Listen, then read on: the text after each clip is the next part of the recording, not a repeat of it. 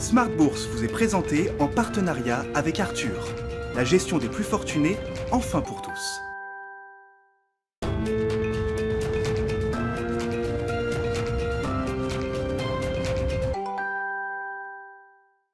Bienvenue dans Smart Bourse, votre double dose quotidienne de marché en direct sur Bismart, chaque jour à la mi-journée, 12h30, 13h, et le soir, la grande édition pendant une heure à partir de 18h30. Au sommaire de cette édition de la mi-journée, des marchés, des investisseurs qui ont rendez-vous avec la Fed, donc la Banque centrale américaine qui poursuit aujourd'hui sa réunion de politique monétaire de 2 jours avant la décision et la communication attendue à partir de 20h heure de Paris. Dans l'intervalle, les marchés sont donc dans l'attente avec une petite hausse à mi-séance en Europe. Peu de mouvements à signaler, si ce n'est des mouvements spécifiques comme par exemple les mouvements qui agitent le titre McPhy Energy aujourd'hui. Le spécialiste du stockage d'hydrogène a averti que sa croissance initialement prévue ne serait pas au rendez-vous. Le titre est en baisse de plus de 10%. McPhy qui évoque des retards dans l'exécution de ses projets et dans les prises de commandes fermes en raison évidemment du contexte pandémique qui a refroidi pas mal de décisions d'investissement. Vous aurez le résumé complet de cette séance dans un instant avec Alix Nguyen depuis la salle de marché de Bourse Direct. Sur le plan international, l'événement du jour se déroulera à Genève avec la rencontre entre le président américain Joe Biden et le président russe Vladimir Poutine. On en parlera dans quelques minutes avec John Plassard qui est sur place à Genève, spécialiste en investissement de la banque Mirabeau et compagnie et qui sera avec nous en visioconférence. Et puis poursuivons la séquence d'introduction en bourse. On se dirige peut-être vers une année historique en matière d'IPO. Parmi les IPO, les introductions en bourse qui se dérouleront d'ici la fin du mois sur le marché parisien d'Euronext Growth, il y aura Boa Concept. On va parler de la logistique. Quand les ingénieurs prennent possession des entrepôts, ça donne Boa Concept. Et son PDG et cofondateur sera avec nous en plateau dans cette demi-heure de Smart Bourse sur Bismart.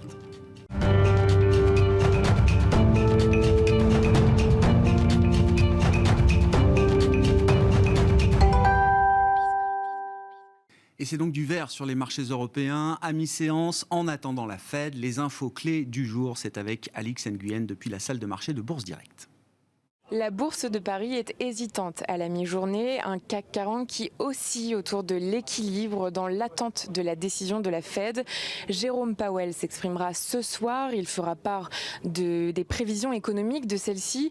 L'institution devrait maintenir le taux des Fed Funds dans une fourchette de 0 à 0,25%, tout comme le montant de ses achats d'actifs à 120 milliards de dollars par mois.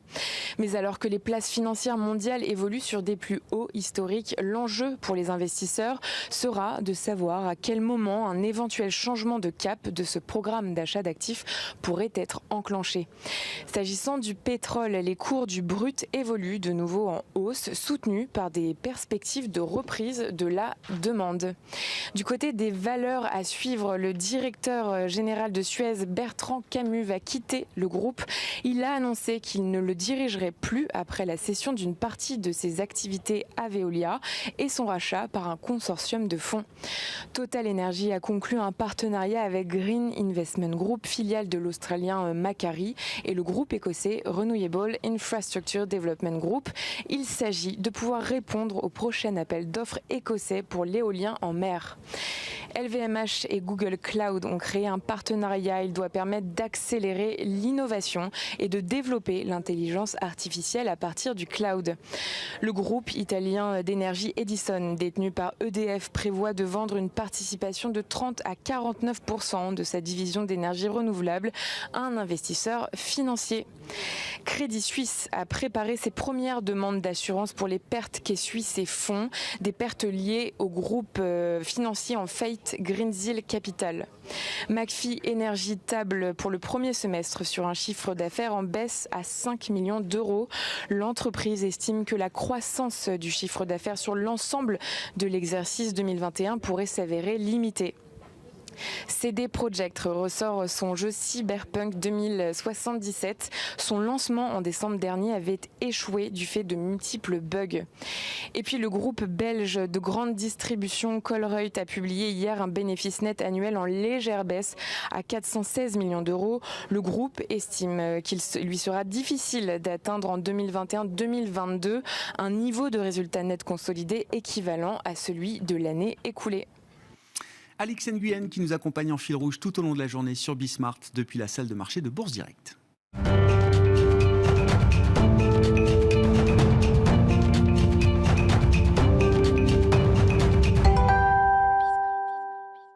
Les marchés ont donc rendez-vous aujourd'hui avec la Fed. On va en parler aujourd'hui, demain encore pour débriefer cette réunion importante, essentielle même peut-être pour Jérôme Powell qui attaque la fin de son premier mandat.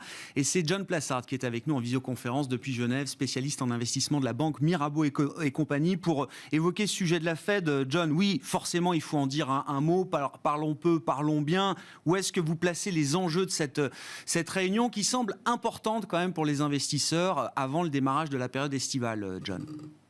Bonjour Grégoire, oui effectivement. Alors ce qu'il faut savoir c'est que le consensus n'attend absolument rien. Donc c'est toujours dans ces périodes, lorsque le consensus attend rien, qu'en fait il peut se passer des choses, et il peut se passer évidemment des choses dans le wording de Jérôme Powell, c'est-à-dire que en fait lorsqu'il va donner ses nouvelles prévisions de croissance et surtout ses nouvelles prévisions d'inflation, on va voir si effectivement ce terme inflation transitoire est vraiment le terme qu'il va falloir continuer à utiliser, et si effectivement l'inflation va baisser ces prochains temps. Ça va nous donner une indication sur le début de la baisse des rachats d'actifs, donc ce fameux tapering qui ne devrait pas venir maintenant, mais qui devrait être annoncé lors de la séance à Jackson Hole en août et potentiellement en septembre. Alors, on attend juste des petits détails, rien de très spécial, mais juste des petits détails dans ce qu'il va nous dire, et surtout son interprétation, comme je le disais, de l'inflation, parce que c'est ce qu'on regarde de très près, et on sait, Grégoire, vous l'avez vu ces dernières semaines, que les chiffres de l'inflation qui ont été publiés aux États-Unis, qui sont largement supérieurs à ce qu'on avait, même au consensus, eh bien, sont toujours considérés comme transitoires par le consensus. Et le marché y croit, John. C'est un peu la nouveauté parce qu'on avait eu tout ce débat en début d'année, janvier, février. On voyait les taux longs qui montaient, les taux réels également à un moment qui s'étaient un petit peu resserrés dans l'idée que la Fed n'arriverait pas à maîtriser peut-être ce phénomène inflationniste. Aujourd'hui, la Fed est plus que jamais crédible sur l'analyse qu'elle fait de l'inflation transitoire, comme on dit. Oui, en fait, c'est cette forward guidance, expliquer ce qu'on va faire pour mieux que le marché l'interprète, l'accepte, le digère. Et en fait, je pense que c'est ce qui est en train de se passer. Alors, ce qu'il faut rappeler aussi, il ne faut pas l'oublier, c'est que le fait que le rendement du 10 ans, par exemple, dont vous parliez, est assez bas, reste collé à 1,50, est aussi à mettre sur le compte de la Fed, qui rachète énormément d'obligations, est aussi à mettre sur le compte des Japonais qui rachètent énormément d'obligations américaines, et puis aussi de l'arrivée, on le minimise beaucoup, mais des baby boomers aux États-Unis qui eux achètent massivement des obligations américaines. Donc on voit qu'il y a une pression là-dessus, on voit que évidemment il y a cette forward guidance, mais on ne peut pas exclure que si un message plus hawkish, c'est-à-dire que si ce soir Jérôme Powell nous affirmait qu'il allait réduire ses achats d'actifs dès le mois d'août, c'est-à-dire plus tôt que prévu, eh bien, on peut voir le 10 ans américain en quelques jours passer de 1,50 à 2. On l'a vu par le passé, ça va très vite ces mouvements.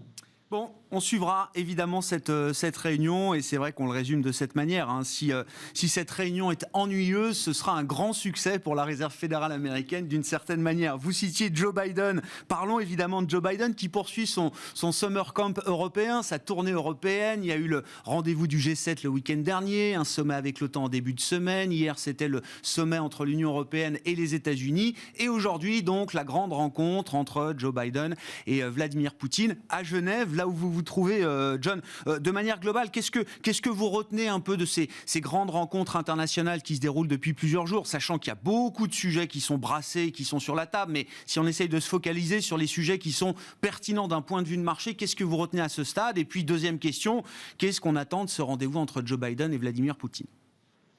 Écoutez, les sujets, il y en a énormément dont ils vont officiellement parler, que ce soit l'opposant russe Navalny, que ce soit la situation évidemment nucléaire, que ce soit le prix du baril de pétrole. Et donc on voit ici que globalement c'est une rencontre où il ne devrait pas sortir grand-chose. Alors ce qu'on va surveiller, évidemment, c'est ce qu'on appelle le body language, voir comment est-ce qu'ils vont se saluer, parce que vous vous souvenez, Grégoire, qu'avec Donald Trump, c'était totalement différent, avec presque une amitié. On aurait pu croire que c'était une amitié de longue date entre les deux hommes, et là, ça va être complètement différent. Alors, ce qu'il faut, et c'est ce que je trouve très intéressant, c'est qu'en fait, lorsqu'on regarde la économique, et c'est ce qui nous intéresse, entre les deux pays, on voit que pour les États-Unis, la Russie n'est que le 28e partenaire économique, puisque on voit qu'entre les biens exportés et importés, c'est seulement 28 milliards de dollars. Alors par comparaison, on voit que la France, c'est 150 milliards de dollars en 2019, les échanges de biens et services. Donc on voit c'est pas vraiment les relations économiques entre les deux pays, et on conçoit ici que c'est effectivement, c'est pour asseoir le mandat de Joe Biden et en fait la suprématie, je dirais, américaine, que cette rencontre est très importante. Et c'est pour ça que ici il y a un doute qui peut être un doute très important, c'est peut-être un détail, mais qu'on signale ici à Genève, c'est que Vladimir Poutine a pour habitude de venir très en retard et de jamais être à l'heure. Et on sait qu'il arrive aujourd'hui et que Joe Biden est là depuis hier. Alors potentiellement, ça pourrait faire les grands titres des journaux si Vladimir Poutine arrivait un quart d'heure, 20 minutes, une demi-heure en retard dans ce rendez-vous. Et là, ça pourrait être déjà un début assez tendu, puisqu'on sait par exemple aussi que la conférence de presse ne se fera pas avec les deux hommes, elles vont se faire de manière séparée. Donc ici, ce qu'on va surveiller, comme je disais, c'est vraiment le body language, c'est voir de quelle manière Joe Biden va pouvoir mettre en avant le fait que les États-Unis sont, c'est ce qu'ils considèrent, supérieurs à la Russie. Il ne faut pas oublier ici une chose, c'est que pour les Américains, quelle que soit leur couche sociale, ils n'aiment pas tellement les Russes. C'est un ennemi commun au même titre que la Chine. Et de l'autre côté, eh bien, pour les Russes, ils considèrent plutôt les Américains comme ceux qui leur font payer depuis 2014 toutes les sanctions qu'il y a pour la question ukrainienne. Donc c'est une rencontre très tendue à laquelle je m'attends cet après-midi. Bon, rencontre hautement symbolique, effectivement, pas d'avancée très concrète à attendre. Les positions des uns et des autres ne changeront pas avec cette première prise de contact, je le disais, fortement symbolique entre Joe Biden et Vladimir Poutine. Pour le reste des rencontres, est-ce qu'on peut noter des avancées concrètes peut-être entre l'Union européenne et les États-Unis, John? On constate effectivement que le conflit Airbus-Boeing, qui a commencé il y a plus de 17 ans maintenant, n'est pas résolu définitivement. Il est suspendu pendant au moins 5 ans. Est-ce que c'est une manière de dire qu'il y a encore des points de négociation sur lesquels on n'a pas abouti, John? Oui, mais en fait, Grégoire, ce que je pense ici, c'est quelque chose de très global. On a repoussé au prochain président, excusez-moi du terme, mais la patate chaude qui était Boeing et Airbus. C'est beaucoup plus compliqué qu'on veut le mettre en avant. Et en fait, ce qui se passe ici, c'est une intelligence à relever de Joe Biden, c'est qu'en fait, il veut absolument faire union avec l'Union européenne, c'est le cas de le dire. L'Union fait la force pour pouvoir demander quelque chose, notamment à la Chine. Vous savez que Donald Trump, lui, faisait course seul face à la Chine, et on sait très bien que Joe Biden l'a dit, il vaut mieux être plusieurs pour pouvoir avoir plus de succès dans les négociations commerciales avec la Russie, puisqu'on en parlait, mais surtout avec la Chine. Donc je pense qu'ici, il n'a pas baissé les armes, mais c'est un peu il a mis un peu de l'eau dans son vin, si je peux dire ça, Joe Biden, pour pouvoir avoir une relation beaucoup moins électrique avec l'Union européenne que ce qui se passait avant avec Donald Trump. Donc il est en train de faire ici, et c'est vraiment cette relation entre Boeing et Airbus qui le montre, mais Joe Biden est en train de mettre en place sa vision politique de ce que je disais avant, d'une union qui ferait la force face à une grande puissance pour pouvoir avoir des résultats concrets économiques et commerciaux. Merci beaucoup, John. Merci pour vos remarques et votre analyse sur ces questions d'actualité, que ce soit la Fed ou les grandes rencontres internationales du moment. John Plassard, qui est avec nous en visioconférence depuis Genève, spécialiste en investissement de la banque Mirabeau et compagnie.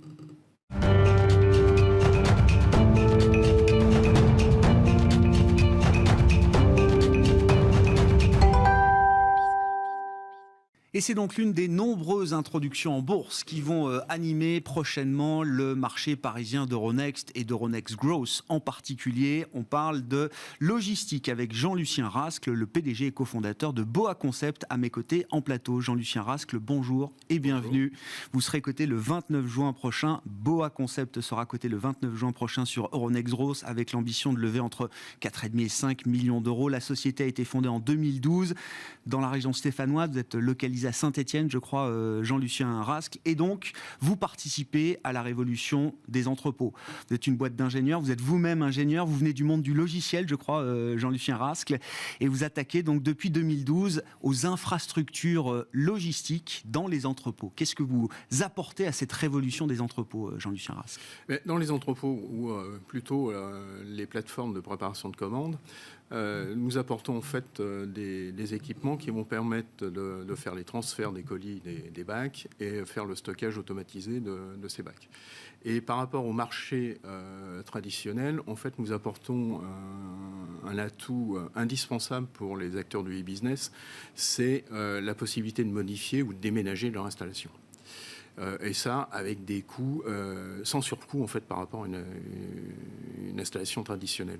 En fait, comment ça se passe ? C'est simplement sur le premier équipement que nous avons développé, ce sont les convoyeurs modulaires intelligents.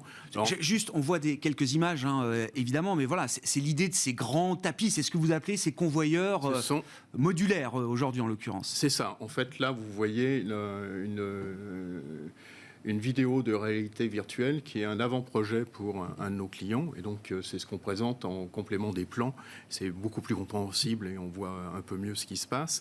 Et en fait, là, c'est une préparation standard avec ce qu'on appelle préparation à gare. Donc, le colis, le carton d'expédition arrive devant l'opérateur. L'opérateur prend un article, le dépose dans le colis et repousse le colis qui va aller vers un autre opérateur qui peut éventuellement remettre d'autres articles dans ce colis. Le problème avec les installations traditionnelles, c'est dans ce domaine avec Chantal Ledoux, la cofondatrice de l'entreprise, nous sommes dans la logistique depuis 1990 et nous avions dans l'édition de logiciels. Pour la gestion d'entrepôts, et nous avions constaté que les installations standards étaient très difficiles à modifier et impossibles à déménager. Ce qui non réutilisable. Non réutilisable. C'est-à-dire qu'une fois, si vous déménagez, en fait, vous laissez sur place et vous le revendez le prix de l'acier.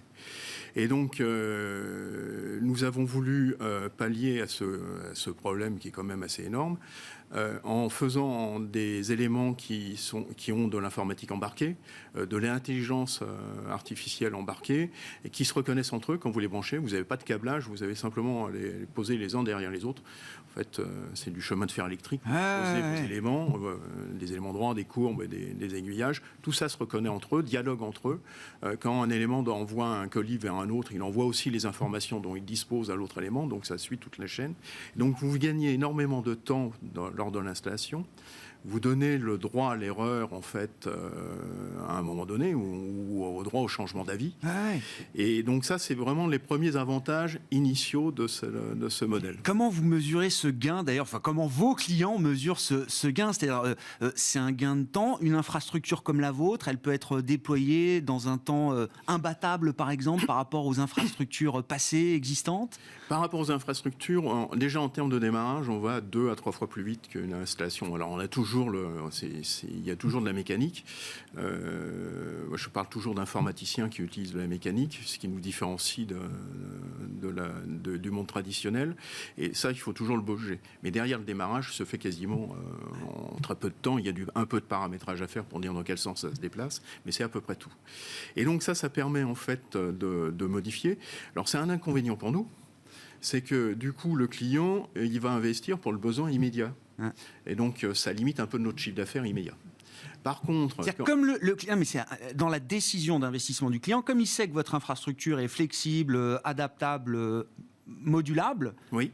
Finalement, il se concentre sur ce dont il a besoin aujourd'hui. Oui, plutôt que de regarder à 2-3 ans et de vous passer une commande qui intégrerait justement sa croissance à 2-3 ans. Voilà, c'est exactement ça. C'est-à-dire qu'en fait, son plan, en général, à 3-5 ans, qui est tout à fait hypothétique avec les problèmes, les soubresauts que nous constatons aujourd'hui, là, maintenant, il est un peu... En fait, il achète de la sécurité, alors que nous sommes en plus au prix du marché, en fait. Et donc, il a sa sécurité en plus. Et donc, il peut investir pour aujourd'hui. Donc, ce que je disais, nous, c'est un peu un inconvénient. Mais par contre, quand il va grossir, et notre croissance est liée à celle de nos clients, il va revenir chez nous, puisqu'il peut réutiliser notre installation et il est en confiance, il a déjà démarré avec une partie d'installation qu'il connaît et on va faire croître ou même déménager, ce qui nous est arrivé plusieurs reprises. Qu'est-ce que la crise pandémique a révélé justement, alors pour vous et pour vos clients, de leurs besoins en matière d'infrastructures intelligentes, justement parce que vous le dites, et dans la communication que vous faites au marché, Jean-Lucien Rascle, et c'est vrai que c'est d'ailleurs pas forcément intuitif, quand on est sur vos métiers portés par le business du e-commerce, vous l'avez dit, on se dit que 2020 a été peut-être une année d'accélération incroyable. Ça s'est pas encore forcément vu, notamment le chiffre d'affaires a été compliqué à tenir parce que il y a eu quand même un gros refroidissement qui a duré plusieurs mois avant que les choses se remettent en route. Oui, alors on a eu des sueurs froides en 2020, ce qui explique d'ailleurs que dès le départ, on a pris le PGE en mois d'avril par précaution. En fait, de mars à octobre, et on le sentait à partir de mars, c'est pour ça qu'on a démarré avec les PGE, un arrêt quasiment total des commandes. On n'a pas eu de prise de commande significative. Ça s'explique par des clients qui avaient la tête ailleurs parce qu'en e-business, il fallait répondre immédiatement. Se concentrer sur l'existant. Sur l'immédiat. Et la prise de commande est repartie en flèche à partir d'octobre. Ce qui explique d'ailleurs que dans nos documents, nous expliquons que nous avons une prise de commande à fin avril de l'ordre de 8 millions. Qui correspond à quel rythme de progression pour vous et encore une fois pour vos clients. Il y a eu un avant, un après, vous avez vu des nouveaux clients arriver avec des anticipations de besoins peut-être beaucoup plus importants que ce que vous pouviez imaginer 6-9 mois auparavant. Des anticipations de besoins, oui et non. En fait, c'est comme je disais tout à l'heure, ils investissent pour le besoin immédiat. Mais par contre, on a effectivement sur beaucoup de nos clients la crise en e-business, parce qu'on a d'autres types de clients. En e-business, ils ont vu souvent une avance de 2 à 3 ans sur leur business plan. Donc, ils sont obligés de s'équiper beaucoup plus tôt que ce qu'ils ne pensaient. Donc, ça explique une marche d'escalier en fait dans la prise de commande. Nous sommes assez confiants pour la continuité parce que les modes de consommation ont changé et vont rester sur ces nouveaux modes de commande à distance, de click and collect, un certain nombre de choses, et donc de click and collect sur des points de prise avec des ateliers de préparation de commandes au plus proche. Il y a un autre phénomène aussi sur les effets du verdissement en fait, de l'industrie, c'est qu'il y a quelques années, la mode était à faire des entrepôts internationaux centraux avec des parcours très très longs. Et je pense qu'on va aller de plus en plus vers des entrepôts localisés au plus proche en fait, de la consommation. Ouais. Et donc, comme vous dites, alors ces tendances et cette marche d'escalier de 2-3 ans qu'on a franchie d'un coup, oui, on ne va pas la redescendre dans 1 ou 2 ans. Non, alors on a quand même un effet, rebond, mais je pense que cet effet rebond va être limité. Le changement des habitudes, le changement de type de plateforme de préparation de commandes vont faire que ce marché va se développer de plus en plus. Sur l'opération, donc vous allez lever entre 4,5 et 5 millions d'euros, Jean-Lucien Rascle. Alors effectivement, le chiffre d'affaires de 2020, mais vous le dites vous-même, c'est pas une bonne référence. Il est à 5,6 millions, mais vous avez cité ces 8 millions de commandes fermes là, qui sont en stock aujourd'hui, 8 millions d'euros de commandes fermes en stock aujourd'hui. Le produit de l'opération, là concrètement, il vous sert à quoi pour le développement de Boa Concept? Alors, il va nous servir à trois choses. C'est le développement organique. En fait, on va dire plus prosaïquement, c'est notre trésorerie pour développer ça, que nous avons, nous espérons, de 10% par an. Donc, par rapport à notre croissance depuis 2014, entre 2014 et 2019, était de 46% en moyenne. Donc, on est resté prudent sur le développement organique. Le deuxième pilier, ça va être des nouveaux produits. Je vous ai parlé des convoyeurs, mais en fait, on a lancé le stockage automatisé, robotisé en 2019 avec une première installation chez La Boule au But. Dans la région stéphanoise. évidemment, grande marque stéphanoise. Et nous continuons à améliorer. On a un certain nombre d'idées derrière ce produit et nous avons des intentions de développer la partie logicielle qui était en fait notre métier initial dans les sociétés précédentes. Est-ce qu'il y a... Allez-y, bien sûr. Troisième pilier, ça va être le développement à l'international. Et là, on compte sur une offre qu'on a lancée au premier trimestre qui s'appelle le Fast Track, qui est en fait une façon différente de dessiner les installations, qui évite de passer par un bureau d'ingénierie.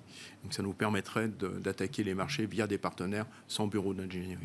Quand vous citez ces nouveaux produits dans les cartons, Jean-Lucien Rasque, est-ce qu'il faut comprendre qu'il y a encore de la marge en gain de productivité dans ces métiers de la logistique, des entrepôts, enfin je qualifie ça de la logistique d'entrepôt, mais effectivement, notamment dans le monde du business, on n'est pas encore au bout des gains de productivité qu'on peut obtenir sur cette partie-là de la chaîne? Alors, on est au bout en l'état actuel avec les outils actuels, c'est-à-dire ce que je vous ai dit tout à l'heure en termes de transfert et de stockage automatisé, et vous avez toujours une personne qui va faire du transfert de la préparation de commande, c'est-à-dire prendre un article pour le mettre dans un colis d'expédition. Et là, on est au bout des productivités raisonnables qu'on puisse avoir avec du personnel. Quand vous faites 500 prélèvements à l'heure, ça use extrêmement rapidement. Donc ça va être la prochaine étape en fait dans l'automatisation des plateformes de préparation de commandes. Ça va être le picking automatique. Ça ne va pas faire 100%, mais parce que les problèmes sont un peu plus complexes que simplement un robot qui vient prendre. Il y a toute une chaîne à préparer. Mais là, ça va être les sources de productivité que l'on va pouvoir retrouver plus tard. Alors, malheureusement, avec peut-être un peu de perte d'emploi, mais une élévation du travail pour rendre le travail plus intéressant. Pourquoi la bourse, Jean-Lucien Rasque? Je vais faire la réponse habituelle, c'est-à-dire, mais très sérieusement, ça nous apporte de la notoriété, ça c'est clair, c'est le discours habituel. C'est l'argument premier, généralement. C'est l'argument premier. Et là, on le voit déjà maintenant, même avant la fin de l'introduction, on voit déjà qu'on a énormément d'appels. Donc ça va nous permettre aussi d'attirer de nouveaux talents, ça c'est clair. Et puis, intellectuellement, c'est franchement intéressant. Et en termes de montant levé, oui, c'est un montant que vous n'auriez pas pu lever dans le non-coté d'une certaine manière. Il fallait aussi peut-être... C'était peut-être un peu différent. Là, nous avons, alors nous n'en avons pas parlé, nous avons 2 fonds qui étaient des fonds d'amorçage qui nous accompagnent depuis 2013. Ils sortent en partie, ça fait 20% du montant. Ils souhaitent rester, nous accompagner encore un peu, mais ils avaient vocation à sortir en partie. Donc, on a des fonds... c'est un peu différent. En fait, on se retrouve avec une autre mécanique et surtout la bourse, ça va être un instrument financier pour la suite. Merci beaucoup Jean-Lucien Rasque. Merci de nous avoir parlé de Boa Concept. Vous en êtes le PDG, cofondateur, avec une première cotation attendue sur Euronext Growth le 29 juin prochain. Merci beaucoup.